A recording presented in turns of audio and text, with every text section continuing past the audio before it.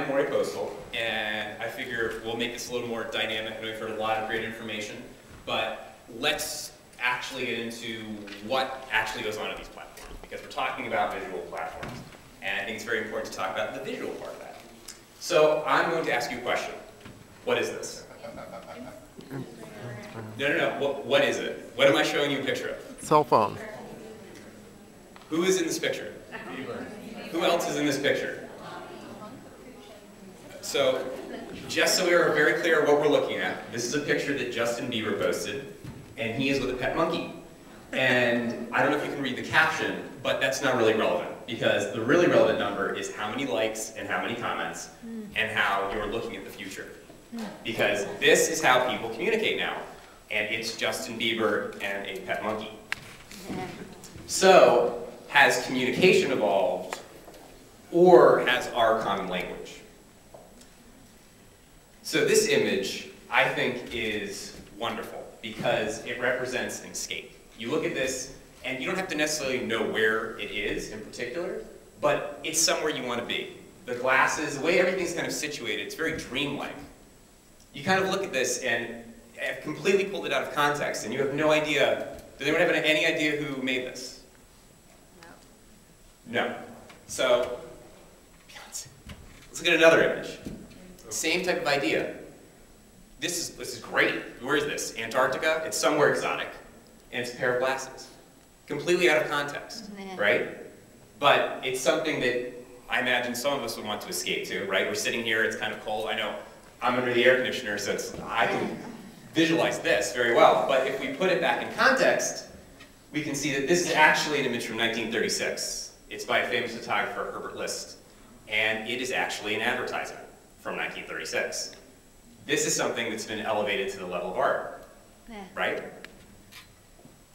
That second image, that was shot by my friend Colin for Warby Parker in Antarctica, and that was a few weeks ago. But what these images represent is this idea that people now communicate and have always communicated visually. The tools have kind of evolved, but this idea of what these images represent, they've kind of stayed the same throughout time. So it's kind of ironic that we've been talking about all this, because this is really what advertising and marketing, everything was built around a visual story. So really what we're looking at here is the idea that an image conveys must transcend ordinary language, because honestly, we live in a global world that everyone around the world has the same tools they communicate with. So Tumblr isn't something that just exists here in San Francisco. Tumblr exists all around the world. So an image that is blogged in Tokyo could have a lot of relevance to someone who does live in San Francisco. And I think that's what's kind of really liberating about taking photos, because photos don't require, a good photo doesn't really require a backscape. So what are we looking at here? Would you like to know what the hell's going on the other side of that wall? Are you intrigued by what is actually happening? So this is Brussels in 1933. Again, another famous work by a famous street photographer. But the idea of what this image actually is something that stands the test of time. It's, you look at this and you just can imagine what on earth is A, going on behind that wall, and B, where in Brussels is this? And why is his nose up to it? Is it that, like, you really have to get into it to actually see it? And this image I love, because all you see is Martine's legs. Who is Martine? I have no idea who Martine is. She's reading though. It looks like it's a beautiful sunny day. But it's something, again, that you want to actually find out more because it's captivating. It draws you in, and there's no text. There's nothing here except an image. There's tones and shades, and it's black and white. But is it really black and white? Can you imagine right now what that room actually looked like in 1967? Where was this taken? There's so many questions that just simply having an image on the screen or wherever you're viewing it, you kind of want to read into it, and you kind of want to fantasize that maybe you're the one that's sitting next to her. Maybe you are Martine. So these are things that we have to think about as content creators, because I think the most interesting thing is that we are now empowered to provide this stuff that people actually want to interact with. I think now we've completely embraced this culture that we all communicate visually. So this I took on Saturday in Santa Monica, and it was a complete accident. I take a lot of photos, but I I walked by and I snapped this and I edited it all on my phone. And you look at it now and you can't really see the faces of those people, right? But if you can't really see it, but if you actually looked on the screen, they're holding happy birthday balloons and they're completely tatted out, and it makes no sense because this part of Santa Monica is just completely touristy. So these people completely stand out. But the backstory here, it's like, whose birthday party were they at? Why do they have a skateboard? I mean, there's all these different questions that you want to ask yourself or possibly be intrigued by what's going on here. And there isn't anything that kind of supports this. So this can live alone on Instagram. It can live alone on Tumblr. But it's something that, it's kind of like fodder for a fairy tale that you can kind of picture in your head exists somewhere. So a modern brand must radiate emotion. And emotion is conveyed through imagery. And the really cool thing about imagery is that I've shown you still images. And still images, I think, as a creative person, I respect everything that a still image really brings to the table. You can create so much emotion just by using typical graphic conventions. So that idea of like how you crop something, the idea of, you know, exactly the framing of it and the colors it uses, black and white, that can say a lot. But in the modern world, sadly, there's so much going on that people really need a little bit more. So this is an animated GIF, a cinematograph, that we created for Lincoln. And the interesting thing about this is it's a fairy tale. This moment never actually happened. This was something that we concocted. It was like a dream that I had. I woke up and I wrote down on a napkin, beatniks in an alley. So the interesting thing is this is a 1953 Lincoln Capri. This was shot in November. This entire thing was done in November. Beatniks probably would never have driven a Lincoln Capri convertible. But the people that are alive now that we wanted to reach, they had no idea that these are people who weren't alive then. It's a fairy tale. You want to be either the person dancing or the people that are standing around in this alley.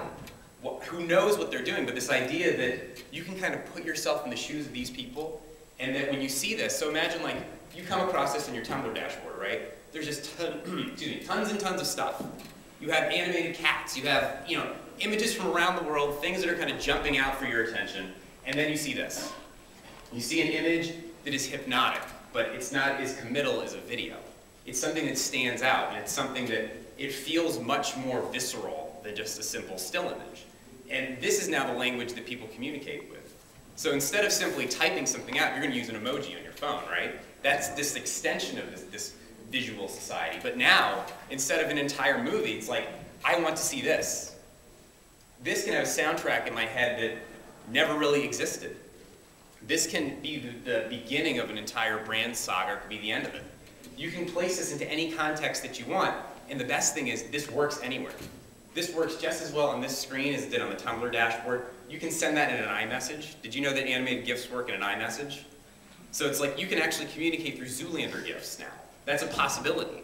And I think that's what's so exciting is that we have so many tools at our disposal as marketers that we really have to look at what our customers are doing and why did they kind of evolve to this point.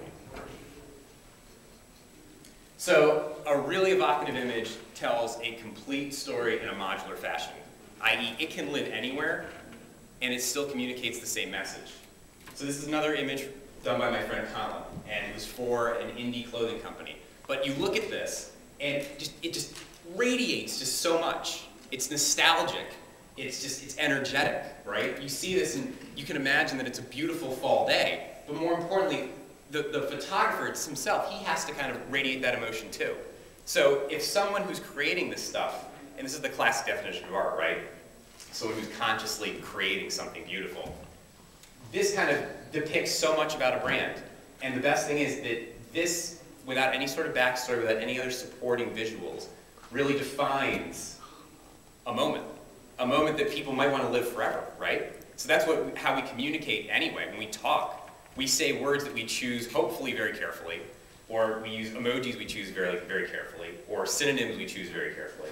But this idea that people now have access to this, and then they can make it their own through pinning it on Pinterest, through reblogging it on Tumblr, they can kind of take ownership of it. And I think that's what's so cool, is that a lot of what we produce now defines who people are. I mean, that's what advertising always was, right? We look at the Mad Men era, that was selling this idea, this sort of, it was a dreamscape, but it was much more, I think it was easier to fool people because they didn't have access to communication tools to actually discuss it. And now it's like, this can live right next to an animated cat but stand on its own.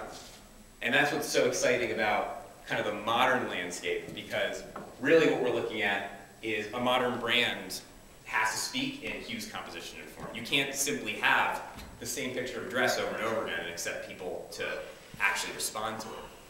It's the idea that the gestalt is now louder than words. So the idea that all this stuff that people are coming in contact with, they remember. They know. They've seen it before. It's kind of like when you meet someone, I know you before, but I don't know where I exactly met you. And it's our responsibility as marketers to understand and respect that all the people that we're trying to reach are very smart. They remember where they saw something, and they know that if you're regurgitating something that they saw on TV, they're not going to respond. If they saw a print ad that you just regurgitated on Tumblr, they don't care. If the TV ad didn't work, don't try to break it up in little animated GIFs because it sucked the first time.